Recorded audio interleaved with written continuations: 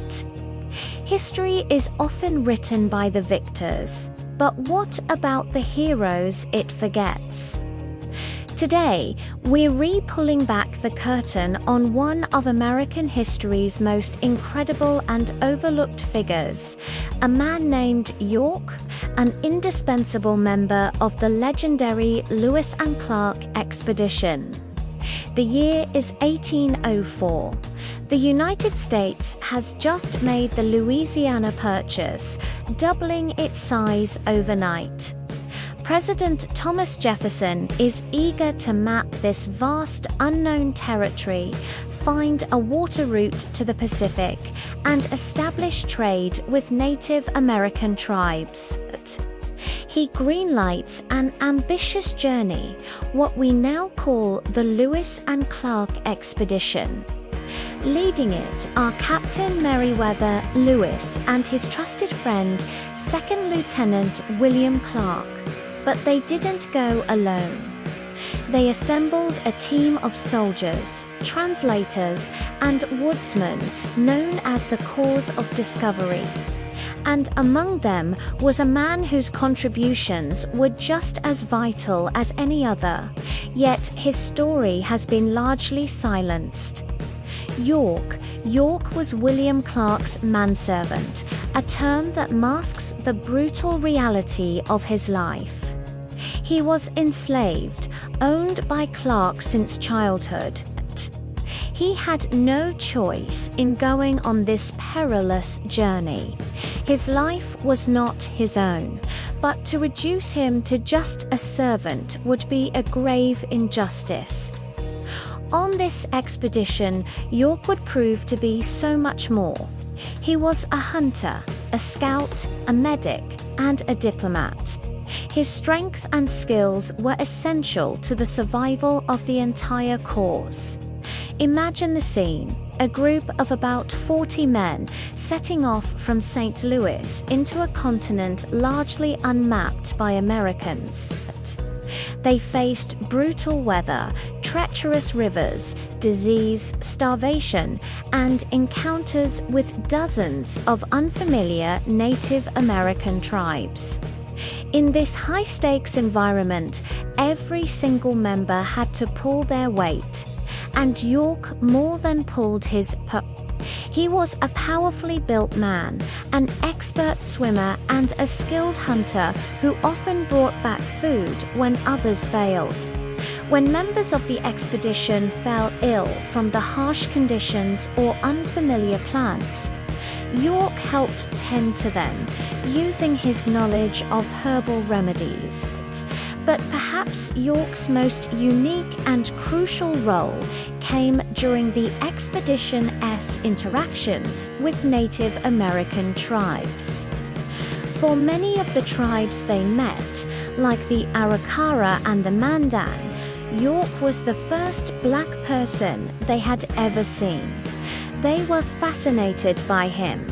His dark skin, his physical strength, his very presence was a source of immense curiosity and awe. Some tribes believed he possessed great spiritual power. They called him Big Medicine. They would crowd around him, trying to rub the color from his skin, thinking it was paint. York, understanding the power of this spectacle, would often play along, amazing them with feats of strength and dancing. He would tell them he was a wild creature captured and tamed by Clark. This wasn't just a sideshow. York's unique status made him an invaluable diplomatic asset. While the tribes were wary of the other members of the corps, they were often drawn to York. He became a bridge, an object of fascination that could de-escalate tension and open doors for communication and trade. Lewis and Clark quickly recognized this. York became a central figure in their diplomatic encounters, a key reason why the expedition was able to navigate the complex social landscape of the West without more conflict. His presence often transformed potentially hostile encounters into peaceful exchanges of goods and information. He wasn't just a curiosity, he was a cultural ambassador, a role he never asked for but performed with incredible effectiveness. As the expedition pushed westward, the challenges intensified. They had to cross the formidable Rocky Mountains, a feat that nearly broke them. Food ran out. The men were starving, freezing, and exhausted, their moccasins shredded, their feet bleeding. Here again, York's resilience shone. He endured the same hardships as every other man, all while carrying the extra burden of his enslavement. Think about the psychological toll, risking his life every single day for the success of a nation that denied him his basic freedom. Yet, there were moments on this journey that offered a glimpse of a different life. Out here in the vast, untamed wilderness, the rigid social hierarchies of the settled East began to blur. York's skills were respected. His contributions were vital. For the first time in his life, he was treated in many ways as an equal. The journals of expedition members mention him hunting, scouting, and caring for the sick alongside them. Most remarkably, when the Corps had to decide where to build their winter fort near the Pacific coast, a vote was taken. Every member of the party was allowed to cast a vote, including Sacagawea, the expedition's Shoshone guide, and York. It was a landmark moment, the first recorded vote by an enslaved person in American history. For a brief moment, on the edge of the continent, York was a man with a voice. In November of 1805, after a year and a half of grueling travel, they finally achieved their goal. They reached the Pacific Ocean. Imagine that moment for York. Standing on the coastline, feeling the salty spray on his face, seeing the endless expanse of water. He was the first African American to have crossed the continent north of Mexico. He had seen landscapes and met peoples that no one from his world had ever imagined. He had survived impossible odds. It must have been a moment of profound, breathtaking triumph, mixed with the bittersweet reality of his own unfreedom. He had helped map a continent for a country that saw him as property. The return journey was just as arduous, but in 1806, the cause of discovery finally made it back to St. Louis. They were hailed as national heroes. The other members of the expedition received double pay and grants of land for their service. They were celebrated for their courage and endurance, and York received nothing.